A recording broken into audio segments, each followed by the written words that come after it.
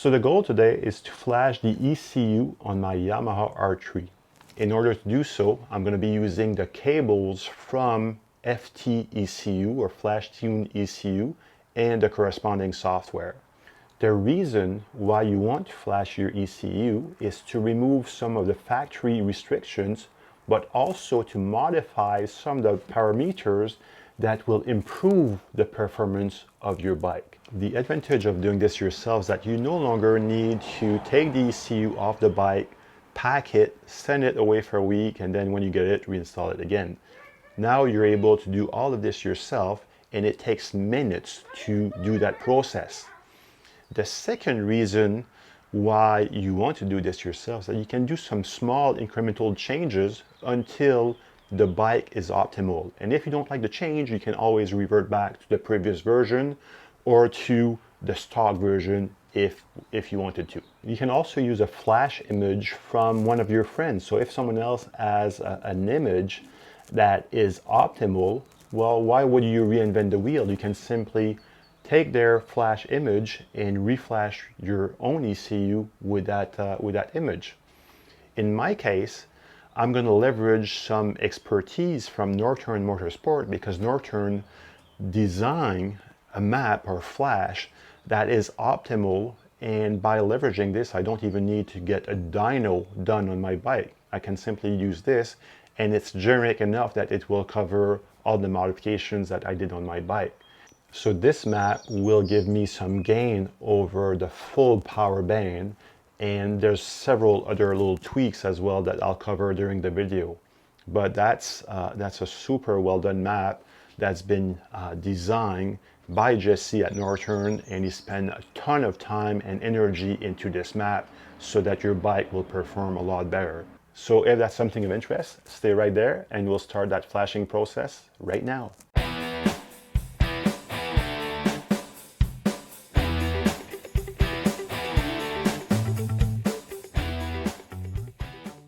Okay guys, welcome back. So for this video, what I'm going to cover will be the hardware required to flash the ECU. Then I'll remove the ECU from the bike and we'll go by the PC or the laptop to reflash the ECU. And once all of this is done, I'll remount the ECU on the bike. The first step that you'll want to do is to remove the ECU. So this ECU is simply clip in place here with some rubber clips, and once the ECU is up like this, you can simply click on that middle tab here, and by clicking on this, you'll be able to flip the arm on top. You'll be able to flip that arm down, and that will pop the ECU out. So just like this. And now your ECU is disconnected, so we can simply pull this out from that rubber sleeve here. So now we have the ECU ready to be reflashed.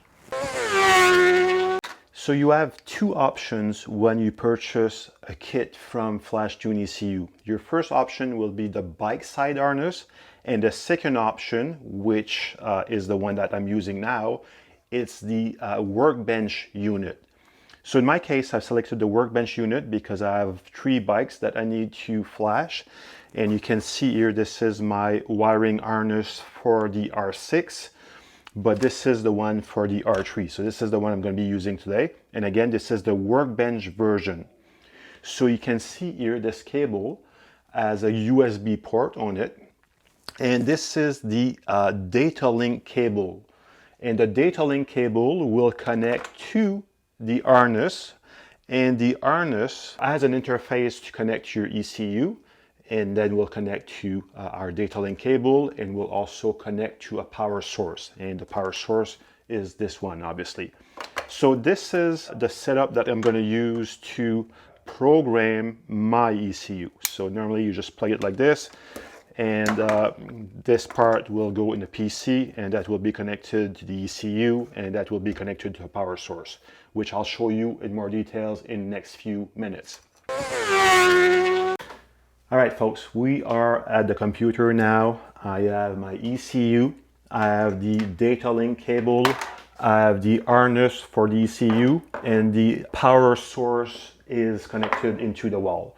So now I just need to plug in the ECU, connect the USB cable, and we'll start looking at the various maps and the various parameters that we can configure. Before doing so, there's a few things that need to be highlighted. So the ECU itself, I mentioned this during the intro, has different parameters that you can control by either turning this on or off in the ECU. And in my case, I'm definitely going to disable the O2 sensor because I no longer have an O2 sensor.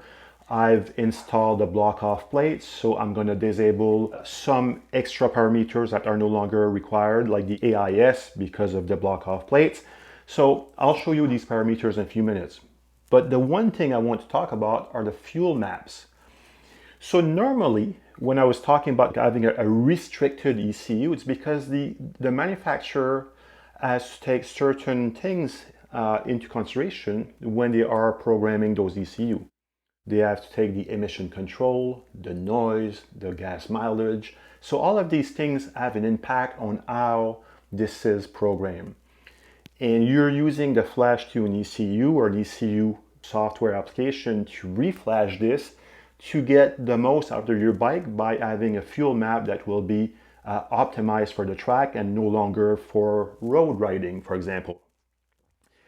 And you don't have to program a new fuel map in this. You can simply use something like a power commander that will sit in line between the ECU and the injector, and that power commander will intercept that signal from the ECU, and instead of sending a specific amount of gas or spraying a specific amount of gas from the injector, the power commander will say, no, for that specific value, spray more or less gas with the injector.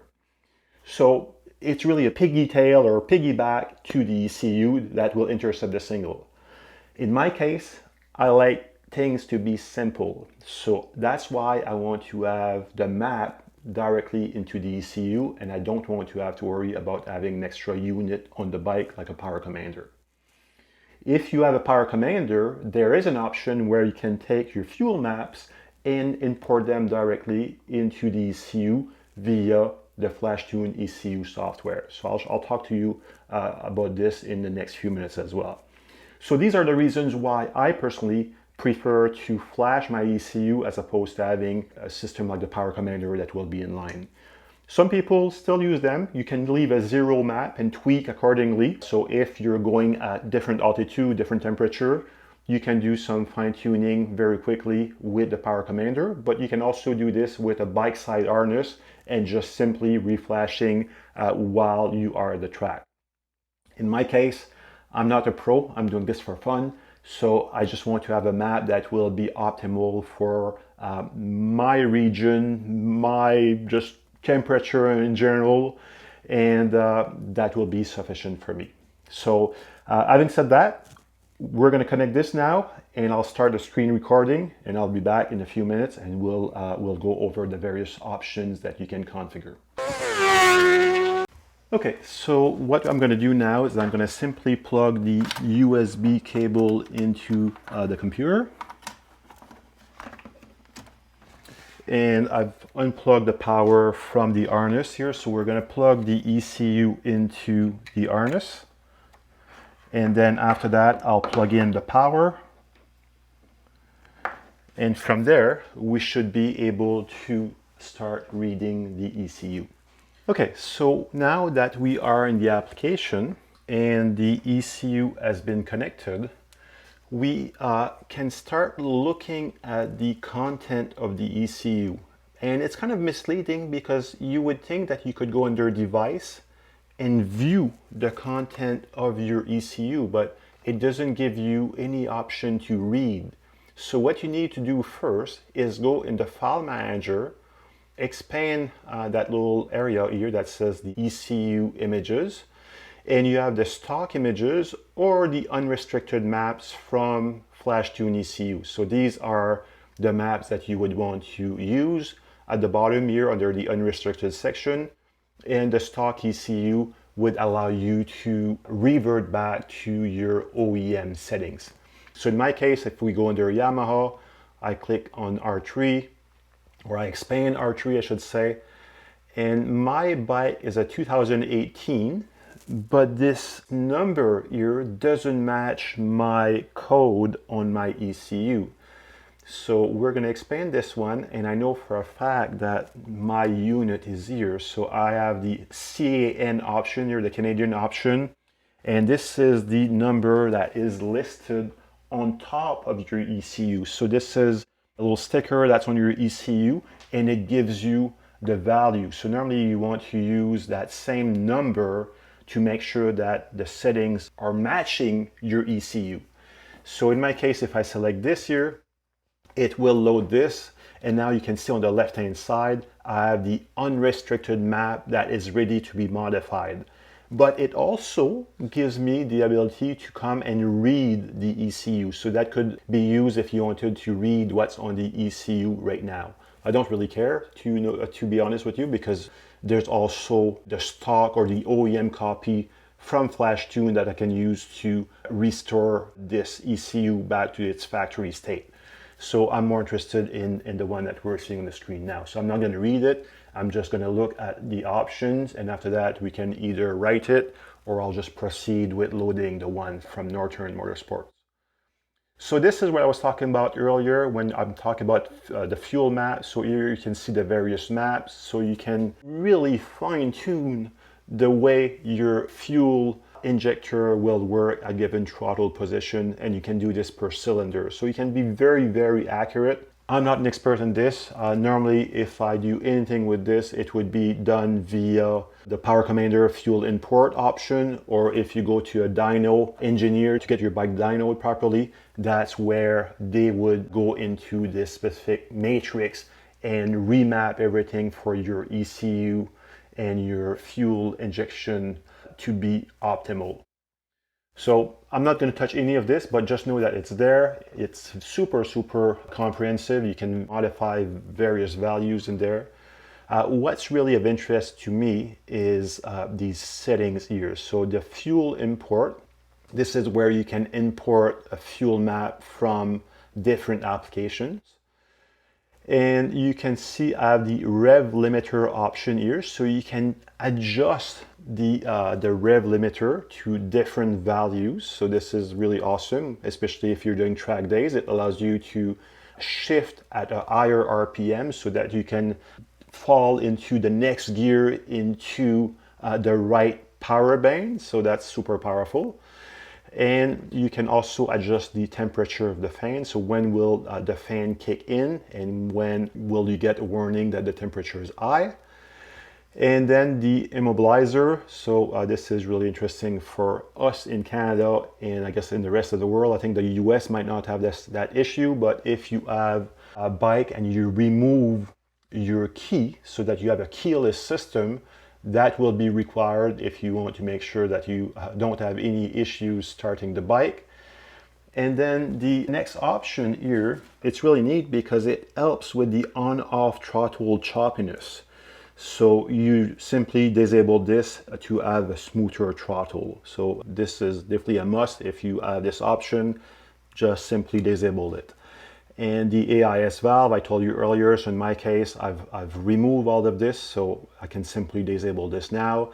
And I no longer have my O2 sensor, so that's going to be disabled as well.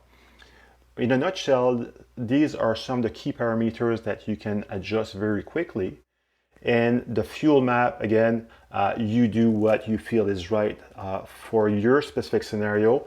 In my case, I'm going to use the fuel map from Norton Motorsports, so that's what we're going to do next. So let's close this off here.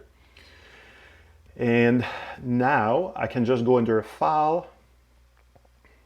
Oops. So if we just go under File, Open. So on my desktop, I have this restricted map from Norton. And keep in mind that when you load this specific map, it's a one-time thing. So you load it, you can't modify, and if you unload it after that, you can't load it again. You'll have to talk to either Jesse or to your provider of that specific file in order to reload it again. So make sure that when you load it, you are certain that this is what you want to do. If we select the file, click open. So you can't see in this case because it's a private map. The folks at Norton Motorsports don't want you to see those values so that you can copy it and share it with someone else. So there's nothing that is available here. So this is a total black box in this case.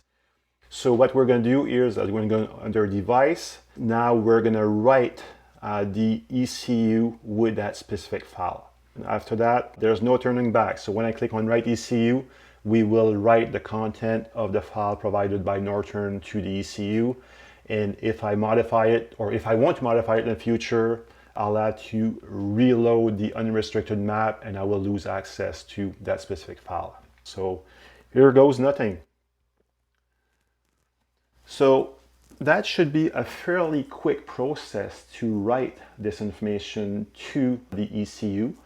Make sure that you are connected properly, that you have power to your laptop and that your wiring harness is powered as well with that adapter that's supplied by FlashTune ECU. All right, so now you can see it's slowly processing the information. It's writing the new file to the ECU after it was deleted. And we should be good in a few seconds here. So I mentioned during the introduction that I'd talk about the features of the Norton ECU flash. Well, this is it. This is what you're seeing on the screen. These are the main features offered by the Norton Racing flash. And there are two ways to get this done. So the first one is that you can send your ECU to Norton Racing to get it reflashed, and then they'll ship it back to you after. And secondly, you can buy the image and flash it yourself, just like I'm doing right now. So for bullet 1, or the optimized fuel delivery map, you have to specify your exhaust system when placing an order from Norton, because they'll adjust the map accordingly. Everything else is pretty standard. It's also important to note that you will see some massive improvements even if your bike is stock. But however, like I mentioned previously as well, I would strongly recommend that you install the block-off plates when doing this modification for your bike. These two operations or these two modifications go hand in hand. So you definitely want to take the time to do this properly and install those block-off plates when doing the flash of your ECU. All right, so the process is done. The ECU has been reflashed successfully. So now we can disconnect the ECU. So I'm gonna unplug the ECU. So the ECU is flashed, guys. Now it's just a matter of going back in the garage, plugging this in, and we'll be done. So follow me. Okay, so now we're just going to simply reconnect the ECU. So we'll do the reverse process as we did earlier. We're just going to simply insert the ECU into this rubber sleeve here. Make sure that it's properly seated all the way in. And then once this is seated properly, you'll simply connect the harness onto the ECU. And you'll hear that little clicking sound, meaning that it's connected properly. And there are two little sleeves here on the side. I probably won't be able to see it on camera, but you just want to push this back in place and make sure that your ECU will stay seated properly. Okay, so now it's the moment of truth. So I'm gonna turn well, hopefully I'm gonna be able to turn the bike on. And if it works, then we'll know that we are successful. So let's give this a try. Well, that's a good sound. We already hear the noise coming out from the bike, and fingers crossed.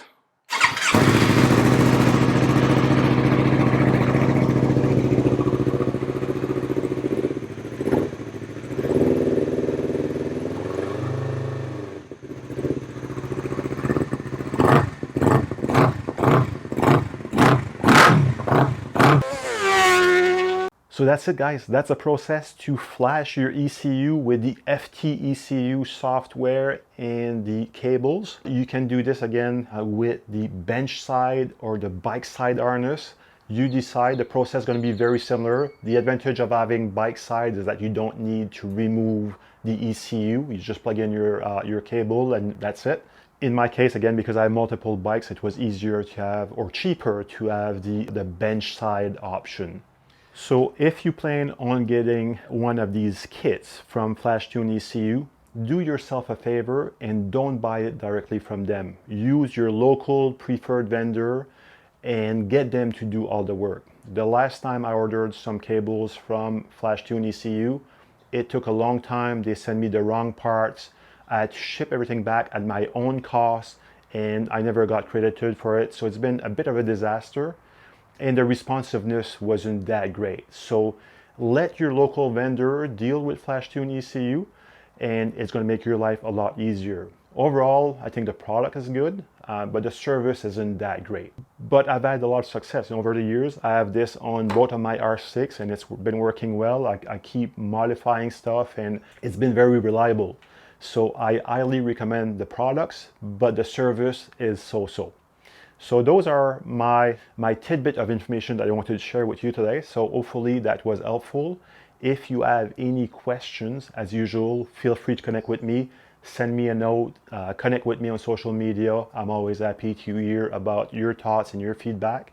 And until next time, stay safe, ride safe, and we'll see you soon. Cheers.